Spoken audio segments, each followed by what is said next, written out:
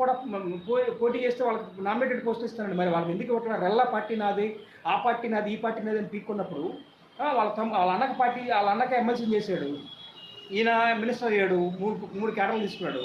మరి జనసేన ప్రశ్నిస్తున్నాడు. ఎవరైనా ప్రశ్నిస్తున్నాడు? ఎవరైనా ప్రశ్నిస్తున్నాడు? ఏం ప్రశ్నిస్తున్నాడు? వాడు సనాతన ధర్మం అంటాడు. అసలు ఎవడన్నా మతాల గురించి మాట్లాడుకునే టైం ఉంటుందా? రాజకీయాల్లో ఉన్నాడు మతాల గురించి మాట్లాడతారు. అసలు మాట్లాడాల్సిన అవసరం ఉంటుందా? వీళ్ళందరూ కూడా ఏంటంటే ఒక యంగ్స్టర్స్ని రెచ్చగొట్టి వాళ్ళు ఏదో తీసుకొచ్చి వాళ్ళ దగ్గర లబ్ధి పొందాలని ఆలోచిస్తున్నారండి.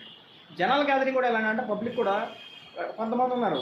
వాళ్ళు రాజకీయ నాయకులు వస్తే పూలు జిమ్మించుకుంటారు, దండలు వేయించుకుంటారు.